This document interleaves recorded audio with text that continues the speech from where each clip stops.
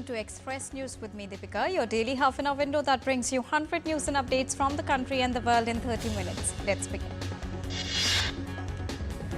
India's Prime Minister Narendra Modi and the President of the Government of Spain, Pedro Sanchez, inaugurated the C-295 aircraft facility in Western Indian state of Gujarat on Monday.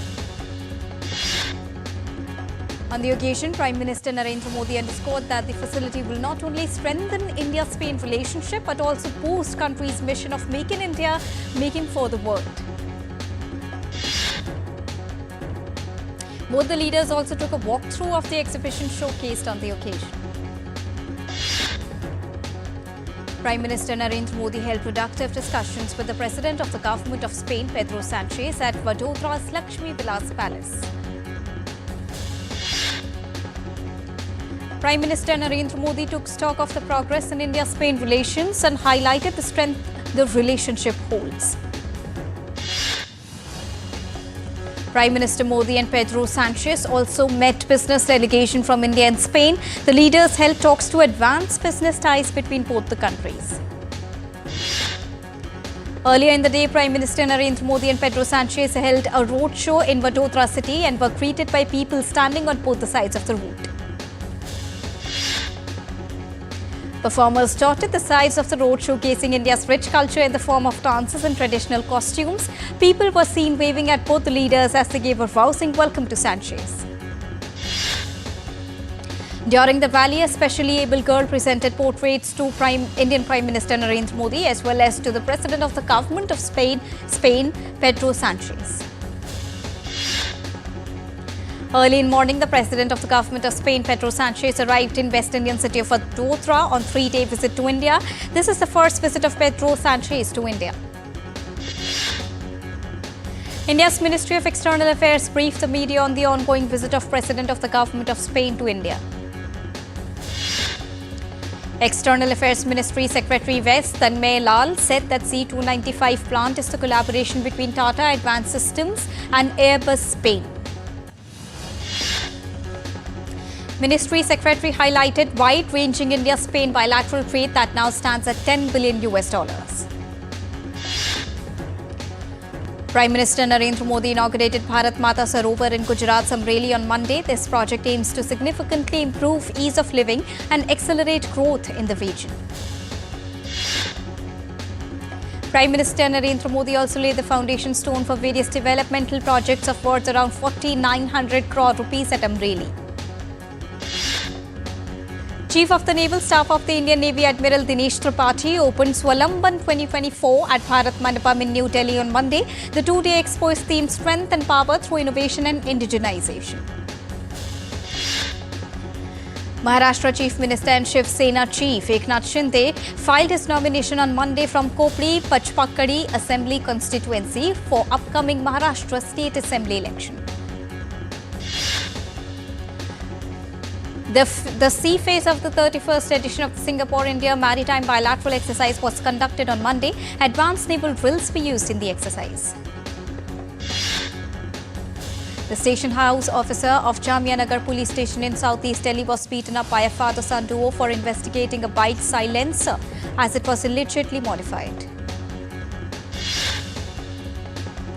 Vipin Kumar on Monday took over as the new chairman of Airports Authority of India with the aim of developing world-class airport infrastructure.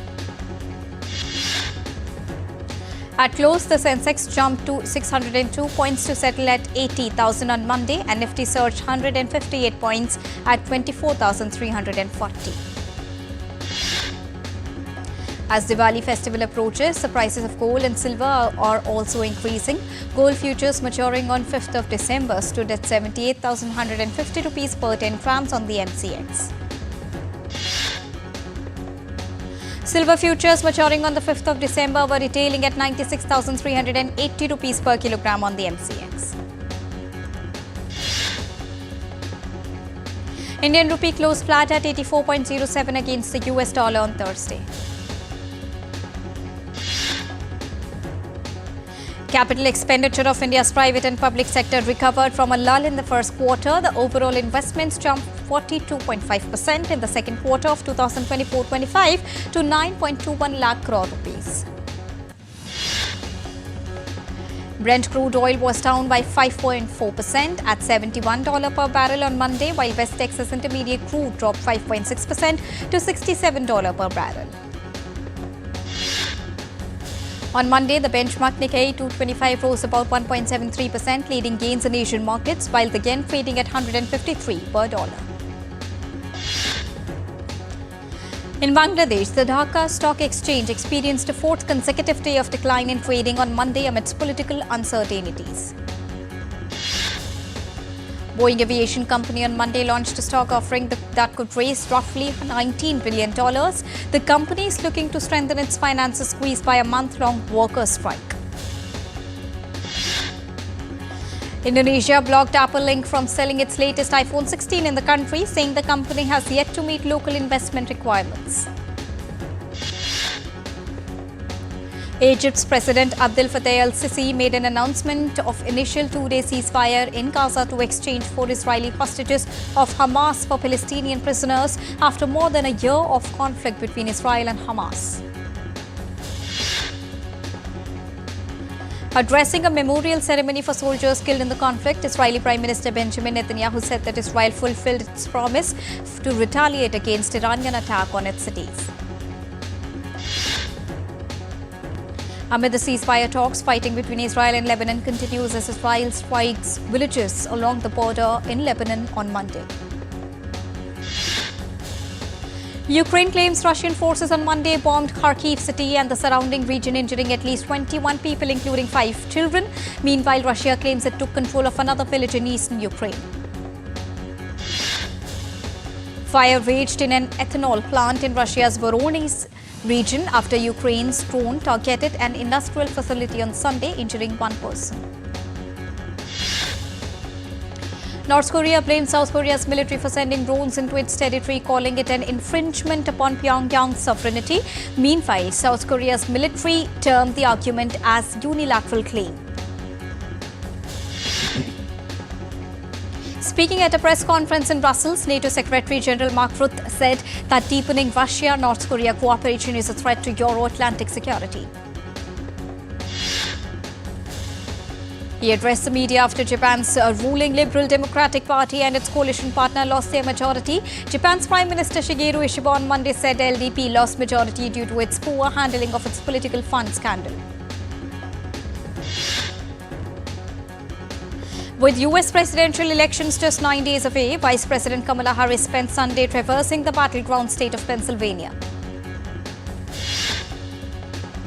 At a rally at Madison Square Garden in New York, Republican candidate and former President Donald Trump urged the voters to reject Harris, claiming she'd been ineffective over the past 4 years. Supporting Trump, billionaire Elon Musk accused the Biden-Harris administration of wasting taxpayer money.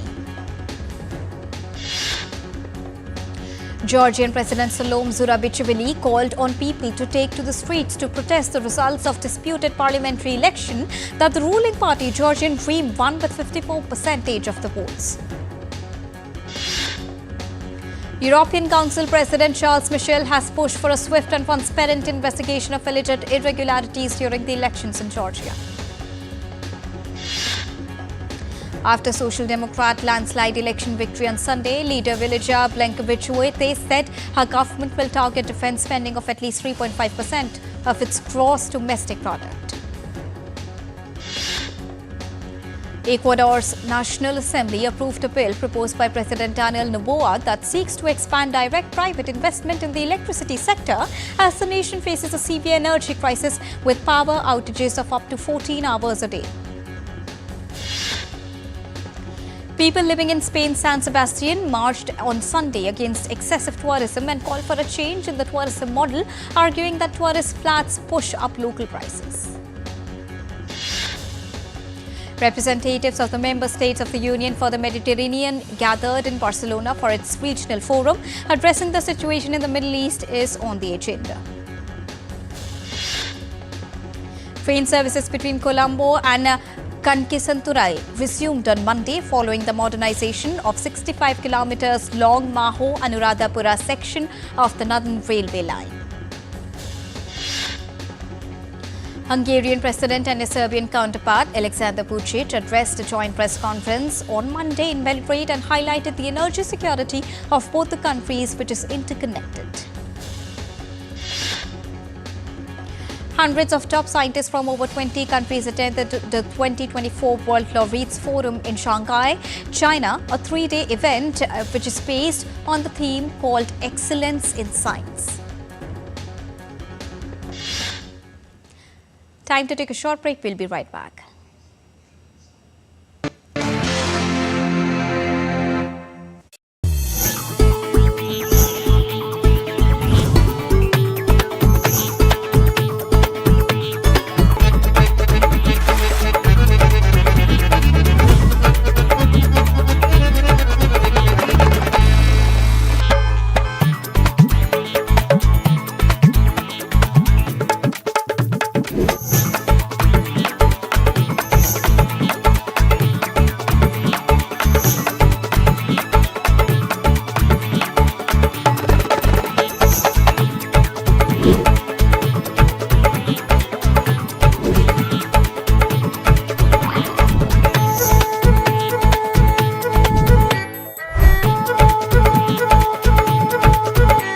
Welcome to Jaipur.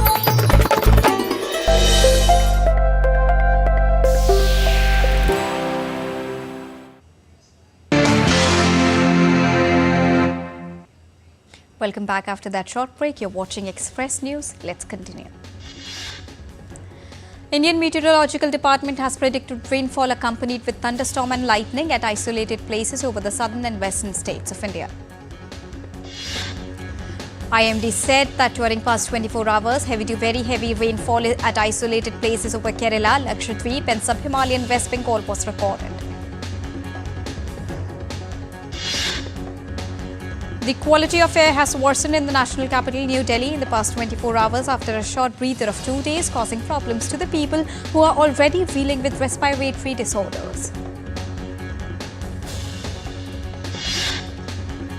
The air quality index in Delhi was recorded at 356 index value, which is marked under the very poor category, that is likely to be in same category till 30th of October.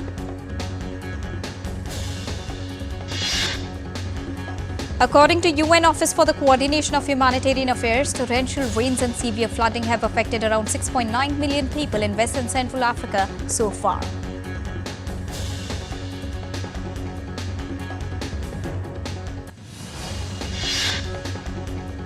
Global warming made the seasonal downpours this year about 5 to 20% more intense across Niger, said World Weather Attribution, a group of scientists studying the link between climate change and extreme weather.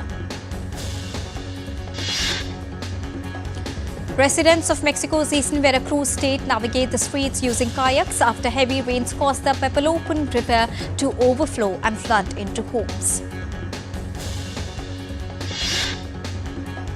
At least 2 people have died and hundreds have been rescued in Roswell, New Mexico, according to the police, after extreme overnight rainfall brought severe flooding, stranding motorists and sweeping the cars away. Torrential rains flooded shop fronts and streets at Saint-Tropez as severe weather shut down roads and rail lines across southern France.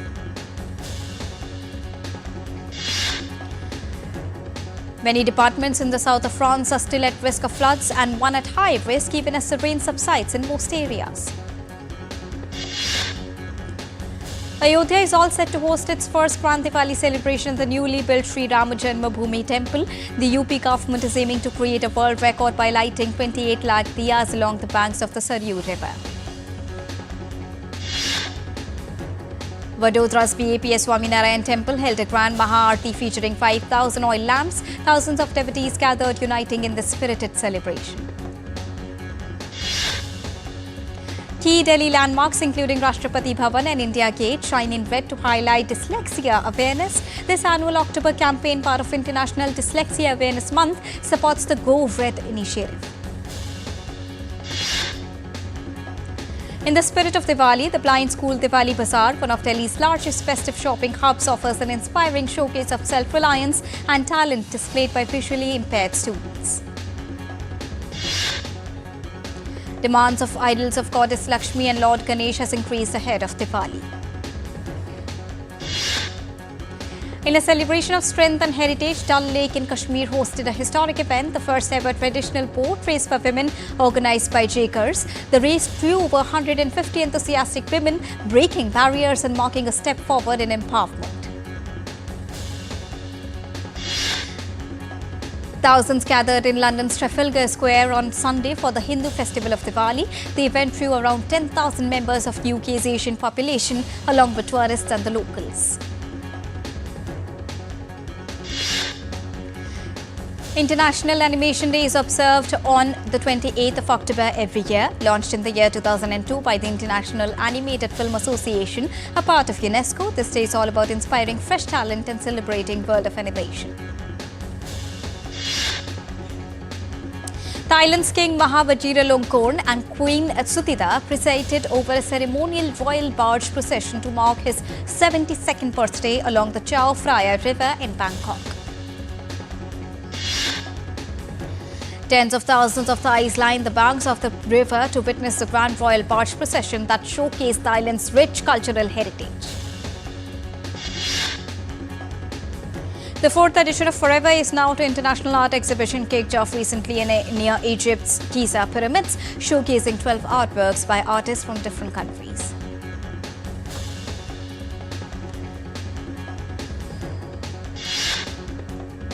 Launched on the 24th of October and running until the 16th of November, the exhibition organized by RD Egypt seeks to blur the lines between past and present.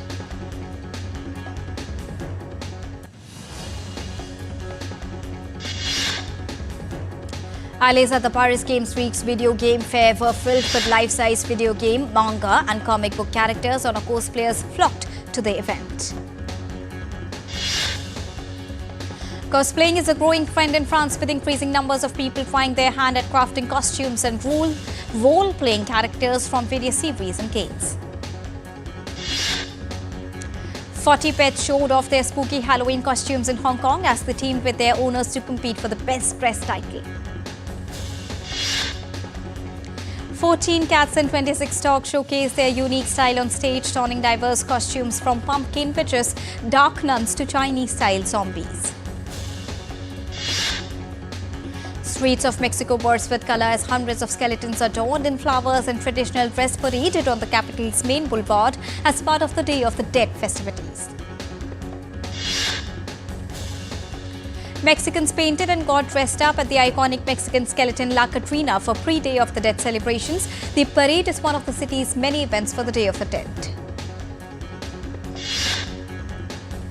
In a Delta village in Egypt's Sharqiya, dozens of children enjoy reading books and learning about science and technology thanks to a community library established by a children's books author and her uncle.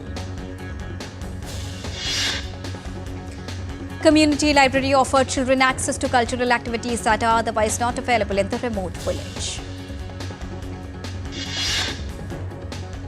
Prince William has recalled how his late mother, Princess Diana, took him to a shelter for homeless people when he was just 11 years old.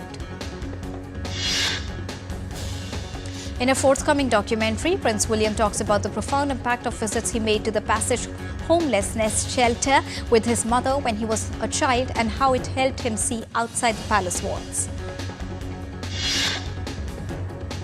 Actor Johnny Depp received the Lifetime Achievement Award at the Rome Film Festival. Depp was presented with the award by actor Riccardo Scamarcio, who stars in Depp's second film as director, Moody, 3 Days on the Wing of Madness, that was screened at the 19th edition of the film festival in the Italian capital. Hollywood star Angelina Jolie brought some glamour to the American Film Institute Film Festival as she premiered her new film, Maria. Angelina Jolie has appeared in more than 60 films, including action-packed blockbusters and emotionally charged dramas, winning an Oscar for Best Supporting Actress for her role in 1999 movie called Girl Interrupted. In a Jakarta theatre, the music pulsed from speakers as a group of young artists danced in a musical bathed in multicolour stage lights, but no one was singing. Theatre troupe Deaf Fantasy was performing Indonesia's first musical with mostly deaf artists and crew, using screens around the stage showing dialogue and song lyrics. with an emphasis on community collaboration and sustainability that took stage at the 14th Lagos Fashion Week over the weekend, with designers sharing ideas and celebrating African heritage through their designs. This year's theme, Lagos Fashion Week Commune, highlighted the need for partnerships and community building among designers and fashion stakeholders.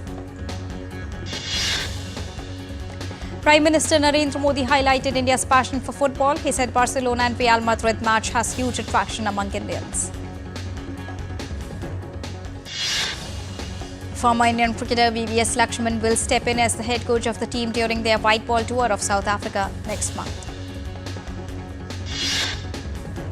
Gary Kirsten has resigned as the head coach of Pakistan's one-day international and T20 sides. Kirsten was appointed in April this year. Afghanistan A were crowned as the men's T20 emerging teams Asia Cup champions after they beat Sri Lanka A by 7 wickets in the final. Hockey India has announced the 18-member team squad for the Women's Asian Champions Trophy. The team will be captained by Salima Tete. The tournament will be held from 11th till the 20th of November at Rajgir. India is all set to open its campaign against Malaysia on 11th November. Chirag Chikara became the third Indian to be crowned as champion at the Under-23 World Wrestling Championship in Tirana, which is the capital of Albania. The Indian duo of Kritvika Roy and Yashaswini Ghorpade secured women's doubles title at the World Table Tennis FIDE Cagliari tournament in Italy. India's para shuttler Sukant Kadam won gold and a silver medal at Japan Para Badminton International. And Manchester United have sacked manager Erik ten Hag after a string of losses in the English Premier League. And with this, it's a wrap here on Express News for now, but news and updates will continue here on DD India. So don't go anywhere, keep watching and keep tracking DD India for all latest news and updates from the country and the world. Thank you so much for joining us right now. Namaskar.